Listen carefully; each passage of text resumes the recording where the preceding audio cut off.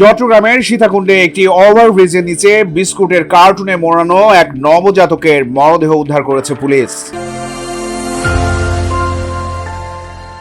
25 ফেব্রুয়ারি মঙ্গলবার সকাল 9টার দিকে কালুশা ওভারব্রিজের নিচে কার্টুনের ভেতর একটি কাপড়ে মোড়ানো অবস্থায় এই লাশ উদ্ধার করা হয়। বিষয়টি নিশ্চিত করেছেন ফৌজদারহাট পুলিশ ফাঁড়ির ইনচার্জ সোহেল রানা। স্থানীয় সূত্র বলছে, উপজেলার সলিমপুর ইউনিয়নের কালুশা নগর এলাকার ওভারব্রিজের নিচে একটি কার্টুন পড়ে থাকতে দেখেন স্থানীয়রা।